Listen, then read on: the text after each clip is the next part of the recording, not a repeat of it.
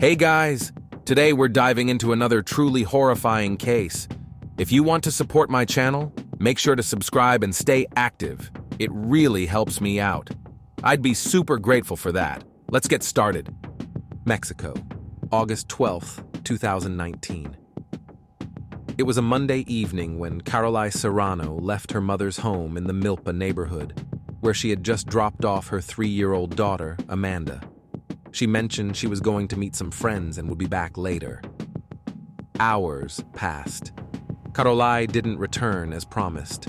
As night fell, her mother, Rosemary, grew increasingly anxious. She tried calling her daughter, but there was no answer. Her texts weren't even being marked as read. In their family, disappearing without notice was simply unheard of, especially with her daughter waiting at home. Caroline always let her mother know in advance if she was running late. The silence quickly became unbearable. The next morning, Rosemary tried to convince herself that maybe Caroline had been called into work unexpectedly, but by late afternoon she drove to Caroline's home in the Guarari de San Francisco area. The front gate wasn't locked. Lights were on inside, the TV was playing, and her hair straightener was still plugged in. Everything pointed to one thing. Caroline hadn't planned on being gone long. It looked like she had just stepped out for a moment. But that moment stretched into a full day. Unable to wait any longer, Rosemary contacted local authorities and reported her daughter missing. More than 24 hours had passed since their last conversation. Meanwhile, the family wasn't just sitting idly. They put up flyers, asked around, and tried to trace Caroline's steps on their own.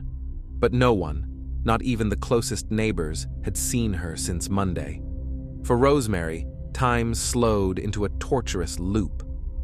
Each hour without news felt endless. She mentally retraced every recent detail: who had called Caroline, what she had said over the past few days, who she was messaging. Disturbing fragments kept surfacing. A strange man seen near the house. An unfamiliar voice in a voice message. Her daughter's tense mood lately. Back then, it didn't all make sense. But Rosemary could feel in her bones that something serious had happened. The authorities in Heredia responded quickly to the missing person report. A standard investigation was launched to trace Caroline's possible movements and connections. Officers began questioning her circle: co-workers, neighbors, relatives. Unfortunately, Rosemary couldn't identify anyone specific that Caroline was supposed to meet that evening, which made those initial steps much harder. None of the family's close friends had seen or heard from her. Law enforcement started reviewing surveillance footage from the neighborhood where Caroline lived.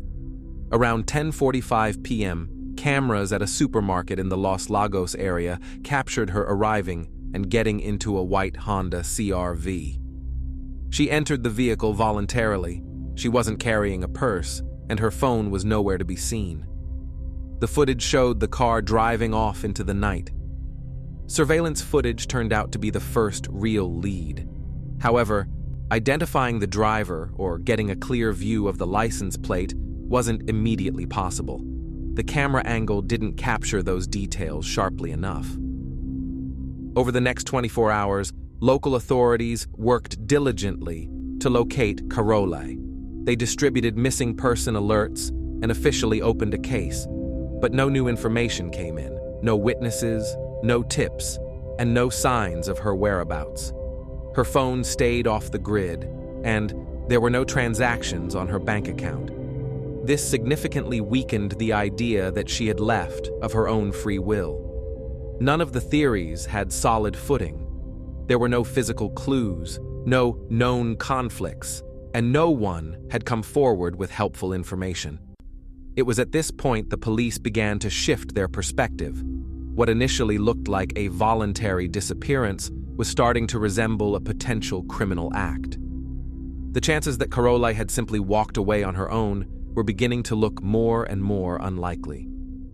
Caroline del Carmen Serrano Cordero was born on December 21, 1993, in Heredia Province, located in the heart of Costa Rica. From the very beginning, she was raised by her mother, Rosemary, who became a single parent after Carole's biological father left. Sometime later, Rosemary started a relationship with a man named Miguel Ortiz. Miguel stepped in as a father figure and embraced Carole as his own. Later, Rosemary and Miguel welcomed another daughter, Francine. Despite facing financial instability, the family worked hard to keep a warm and caring environment. Rosemary was known for her work ethic. To support her family, she sold traditional Mexican foods, including tamales. She became a role model to Carole, a symbol of independence and inner strength. Eventually, Rosemary and Miguel separated, and she found herself raising two daughters on her own again. Later, she married Roman Giron, who also accepted Carole and Francine into his life. Together, Rosemary and Roman had 3 sons, Raimundo, Omar, and Simon, turning their household into a big, blended family. Carole helped take care of her younger brothers and was always actively involved at home, showing her willingness to support her mother from an early age. Carole knew that building a stable future would take dedication. As a teenager, she dreamed of becoming a lawyer. She wanted to stand up for others and resolve disputes within the justice system. But, with limited financial resources, university had to be put on hold. She needed to earn money first. At the age of 20, Carole started dating someone and eventually gave birth to her daughter Amanda. Though her relationship with Amanda's father didn't last, he stayed involved in Amanda's life. Amanda was born in 2016, and from that moment on, Carole focused completely on being a mother. To support herself and Amanda, Carole took a job at the Bimbo Bakery in Heredia. With a steady paycheck, she rented a place in the Guarari de San Francisco neighborhood, close to her mother, but in a different part of town. Even with her own expenses, she continued to help Rosemary financially. She always found a way to treat her mom with gifts and thoughtful gestures on special occasions. While Carole was at work, Amanda stayed with her grandmother. The family remained close-knit, and her relationships with loved ones were her top priority. Despite having financial independence and being deeply dedicated to her daughter, Carole quietly longed for love and companionship. That desire for connection, her hope for a meaningful relationship, created an emotional struggle, one that would eventually lead to heartbreaking consequences that would forever impact her family. In 2018, when Carole was 24, someone entered her life who initially seemed kind and dependable. His name was Andre Jose Cubillo Hidalgo, and he was 21 at the time. They met through work. Both were employees at the Bimbo Bakery. Their introduction was unremarkable, without any warning signs. Andre began showing interest in Carole, acting respectful, courteous, and quite persistent in his pursuit. He never told her he was married. At the time, he was living in the San Pablo de Heredia area with his wife, but at work, he kept his personal life completely under wraps. Carole had no idea she was getting involved with someone who was already committed to someone else. Andre skillfully avoided any talk about his private life and never introduced Carole to his friends or family. Their relationship moved quickly. Carole, hopeful and optimistic, envisioned a stable future with Andre. But she hesitated to introduce him to her mother. Something in her gut told her not to rush. She wasn't entirely convinced about his intentions, and the uncertainty made her uncomfortable. She realized she didn't really know much about the man she was seeing. Whenever she brought up their future or asked about his plans, Andre dodged the questions. He kept things vague, avoided discussions about meeting her family, and never acknowledged their relationship publicly. Carole increasingly felt like he was hiding something. Still, being emotionally attached, she chose to believe his words and hoped clarity would come with time. Andre had a way of deflecting her concerns. He told her he wasn't ready to make their relationship public for personal reasons. Reasons he insisted had nothing to do with another woman. He assured her that things would change and asked for more time. Wanting to believe in him, Karolai tried to be patient, thinking this phase would eventually pass. Despite her doubts, Karolai didn't end things. She was still holding on to the hope that she could turn the relationship around. All she wanted was something real. A respectful, honest partnership with someone who saw her both as a woman and as Amanda's mother. But eventually, reality started to hit hard. Her hopes weren't being met. The relationship had become one-sided, with everything happening on Andre's terms. Karolai found herself emotionally invested, but increasingly uncertain about where she stood. The tension inside her grew, and her trust in him began to erode. This emotional limbo turned into open conflict. For the first time, Karolai pushed Andre for concrete answers, and from that point on, things began to spiral, not toward a future together, but toward a tragic outcome. On August 6th, 2019, Karolai sent him a message via a chat app. It included a photo of a positive pregnancy test, but the image wasn't real. It had been downloaded from the internet. She wasn't actually expecting. It was a desperate attempt to prompt Andre into taking responsibility and finally acknowledging their relationship. Karolai expected that the news would force Andre to reevaluate everything, maybe even prioritize their relationship. She hoped it would spark an honest conversation and finally lift the veil of secrecy. But his reaction was nothing like she imagined. When Andre received the photo of the positive test, he didn't take it as a turning point for their relationship. He saw it as a threat. In his mind, if the pregnancy was real, hiding their connection would become impossible. It meant Karolai wasn't backing down, and things could quickly spiral beyond his control. For him, this could lead to damage to his reputation and conflict at home. He feared being exposed and was determined not to let the truth come out. From that moment, Andre's behavior shifted dramatically. He began looking for an extreme solution. There was no room for explanations or open dialogue anymore. Instead, he started putting together a plan, one with a single objective: removing Karolai from the picture. And he chose aggression as his method of control. Over the following days, Andre took steps toward making that plan a reality. He began asking around to see if anyone could carry out the act for him. At first, he approached adults, but they all refused. After these failed attempts, he turned his attention to minors, assuming they'd be easier to manipulate and more willing to take risks for cash. Soon, Andre made contact with a teenager already known for getting into trouble. She was underage, and he offered her money in exchange for participating in the act. He kept the conversations vague, never revealing his full intentions, but made it clear that the goal was to take care of a problem. The threat to Karolai had become very real, and preparations were moving fast. Unaware of what was happening behind the scenes, she continued hoping things might still work out. She didn't realize that her effort to fix the relationship had become the catalyst for a deadly decision already being made without her knowledge. The teen agreed to take part, but under one condition: she wanted to be paid. In addition to cash, she asked for a pack of cigarettes.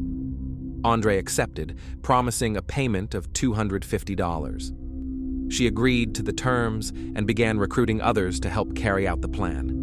She contacted someone she knew, a 19-year-old named Soto Rodriguez, who had ties to street groups and experience interacting with younger individuals known for problematic behavior.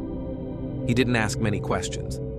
After a brief conversation, he agreed to participate and said he'd bring one more person. He chose a 17-year-old male whose name has not been disclosed.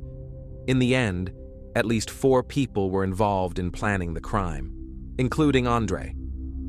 Each participant was promised a small share of the total payment. No one received detailed instructions in advance except for the core mission: to eliminate Caroline.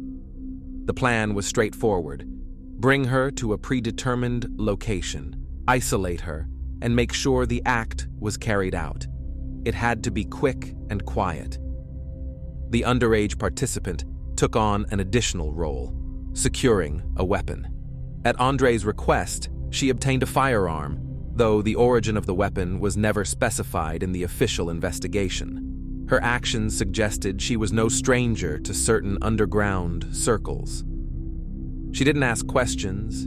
She moved quickly and confidently. The group agreed the act would be carried out at night in a secluded location. None of the teens involved fully understood they were becoming accessories to a premeditated crime. To them, it was a job, a task that involved carrying something out without thinking through the long-term consequences. Andre, meanwhile, kept himself removed from the group dynamic, staying in control but out of sight. Even to the others involved, he appeared to be just a middleman solving a personal issue by outsourcing it. On the evening of August 12, 2019, Andre Cubillo messaged Caroline, inviting her to what he described as a small get-together with friends. He told her there would be a casual gathering at a scenic overlook in the Barva area. The conversation took place over a messaging app, and Caroline had no reason to suspect anything. Andre reassured her everything would be chill and that she'd be home later that night. When Caroline got into the vehicle, everyone involved in the plan was already inside: Andre, the underage girl, Soto Rodriguez, and another teenage male. The drive lasted around 4 miles. When they arrived, Andre and the others led Caroline to a more isolated spot with no lighting. That's where the plan was carried out. Using the weapon, Caroline was fatally wounded by a shot to the head. The firearm was discharged by Andre himself. This was later confirmed in the testimonies of the young accomplices. They stated that while they held Caroline's arms, it was Andre who pulled the trigger. Originally, the group intended to dispose of the body by setting it on fire, but they feared that the flames might draw attention and that evidence might not be completely destroyed. Since they were in a remote area, they decided to rely on nature to help conceal what they had done. They dug a shallow grave in the nearby clay-like soil and placed the body inside. Their hope was that wildlife in the surrounding hills would eventually disturb the burial site and scatter the remains, making it more difficult for investigators to recover anything. This decision was made on the spot. It wasn't part of any detailed plan. After the burial, the group returned to the car, and Andre drove each of them home.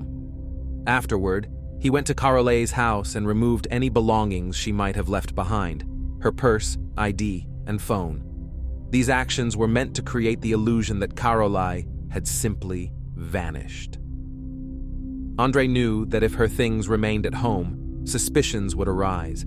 His goal was to make it look like she had walked away on her own. Every step was calculated to cover his tracks. The following day, Andre began posting religious quotes and messages about forgiveness and faith on social media. As it would later turn out, this was part of a strategy to paint himself as someone going through a personal crisis, an attempt to distract from any suspicion and present himself as someone emotionally affected but uninvolved. At the time, neither Caroline's family nor the investigators had any reason to suspect Andre. As far as everyone knew, she was just missing, but despite the criminals' calculated efforts, things didn't go as planned, and their attempt to cover their tracks ultimately fell apart. Days passed after Caroline's disappearance. Police continued to explore every possible lead, but no solid breakthroughs came. For the family, it became a period of deep uncertainty and emotional limbo. The pain became even more pronounced around important dates. December 2019 marked what should have been Caroline's 26th birthday. Instead of celebrating, the family held a prayer gathering. Christmas came and went in silence. without decorations or a tree. Every single day of waiting was filled with anguish. Although the investigation remained open, no real progress was made. The family started to feel forgotten. Rosemary took the initiative to create a social media page dedicated to finding her daughter. She shared photos of Caroline, recounted the events of her disappearance, and asked for help from anyone who might have seen something.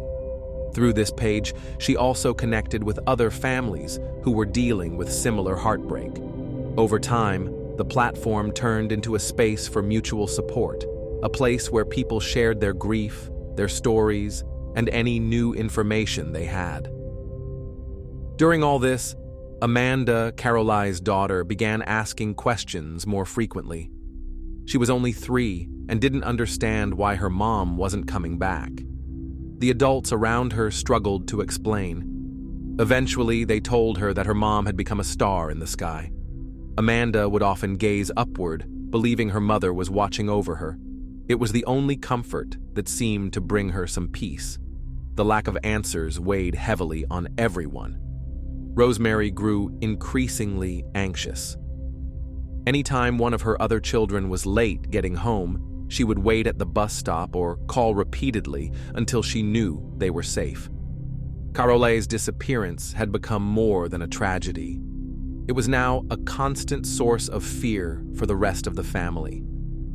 Nearly 6 months had passed. The land had remained silent. No noise, no clues, no signs of what had occurred. But the truth was getting closer, and that silence was about to break. The beginning of 2020 brought the first real development in the case. Almost half a year after Caroline vanished, an anonymous tip came into law enforcement. The caller claimed that human remains might be located on an abandoned farm near the Barva volcano in Heredia province. On February 5th, police and K9 units searched the area. It was a remote, mountainous region with dense vegetation. Forensic teams and investigators joined the search.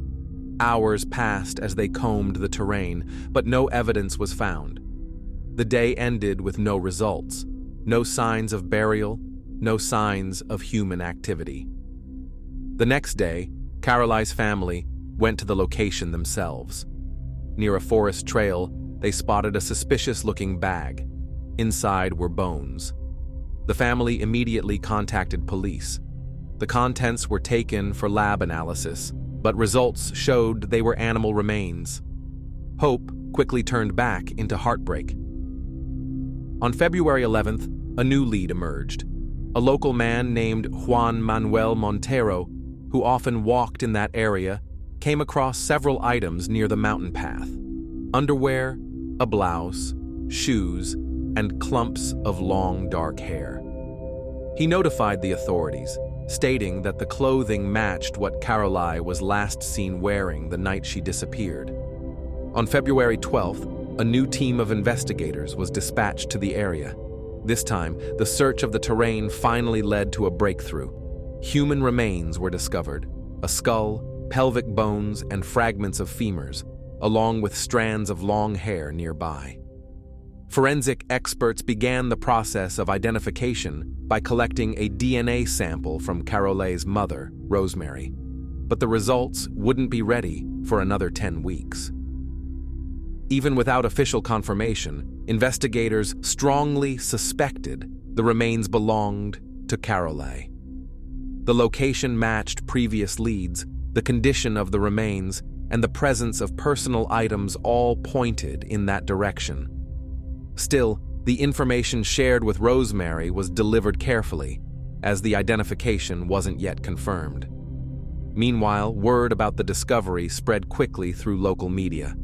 A funeral home stepped forward and offered to cover the burial costs for the family, a rare but meaningful show of public support. But until the remains were formally identified, the family couldn't move forward with any arrangements. Evidence had been found, but critical questions remained. Who was involved? And how exactly had the crime unfolded? The search for answers now depended on deeper investigation. Following the discovery of the remains and clothing, investigators intensified their review of available materials. Authorities began checking all registered owners of white Honda CR-Vs within Heredia province, paying special attention to employees at Bimbo, where Carolai had worked. The cross-check led to one match: a white Honda CR-V registered to Andre Cubillo. Once the vehicle was linked to Andre, police secured authorization to conduct surveillance and carry out operations. A large-scale effort followed, targeting multiple neighborhoods, including Rincón de Ricardo, Lotes Espalda, and Los Molinos. As part of these operations, Andre Cubillo was taken into custody, along with several young individuals. Among them were 19-year-old Soto Rodriguez and two others under the age of 18. During searches, authorities seized phones, clothing, and other possible pieces of evidence. Particular attention was given to Andre's vehicle. It was sent to forensics for examination, including testing for blood traces, biological material, and fingerprints. One of the searches was conducted at the home of one of the teenagers involved in the case. There, investigators found clothing stained with blood. All collected materials were sent to a lab for analysis. Authorities also gained access to private messages exchanged between Carolai and Andre. The conversations revealed growing tension over a possible pregnancy and Carolai's demand for him to acknowledge their relationship. These messages helped establish motive. The fact that Carolai was unaware of Andre's actual marital status became a central element in the prosecution's case. At this stage, the investigation firmly linked Carolai's disappearance to Andre and those in his circle. The case officially shifted from a search operation to a criminal prosecution. The masks came off, revealing the roles each suspect had played in a coordinated act of wrongdoing, hidden behind seemingly normal lives. After detaining the group involved, investigators moved quickly to interrogation. Under the pressure of mounting evidence, two of the underage suspects admitted their involvement, including the roles they played both in planning and carrying out the crime. The full picture became clear thanks to a combination of confessions, physical evidence, and recovered digital messages. It was now undeniable. Carolai had been the victim of a targeted, premeditated crime, one that involved an adult orchestrator and several younger accomplices.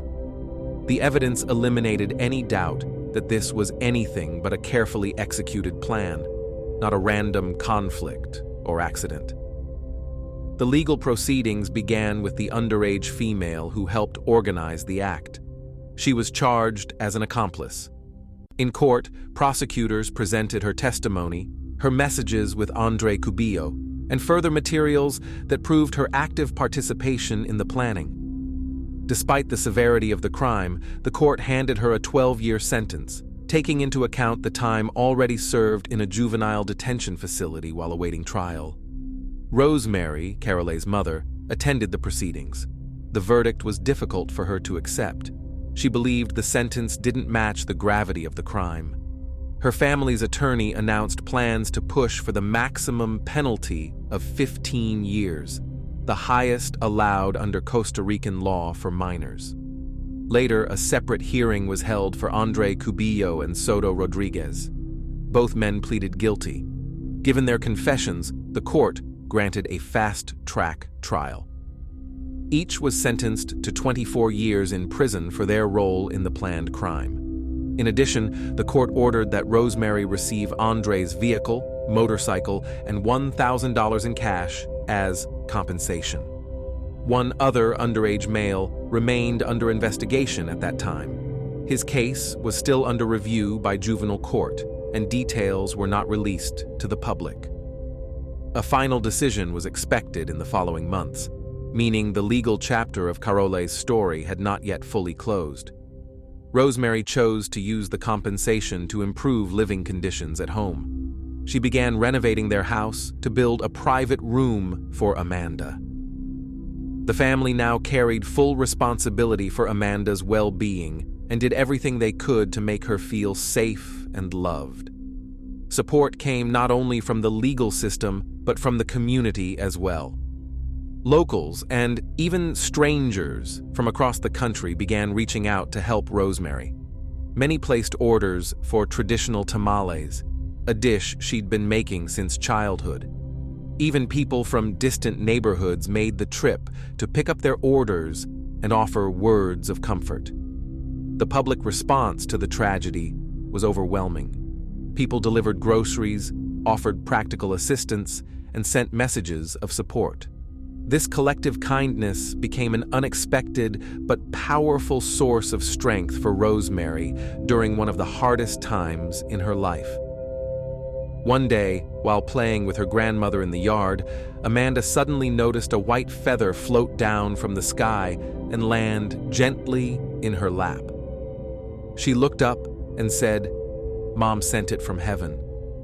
From that day on, Amanda wore the feather in her hair until the day she accidentally lost it in her room. That small moment became a lasting memory for the entire family. Thanks for watching, everyone. Your support means a lot to me, and you can help my channel grow by hitting that like button, dropping a comment, and sharing this video. Your engagement really makes a difference. See you soon.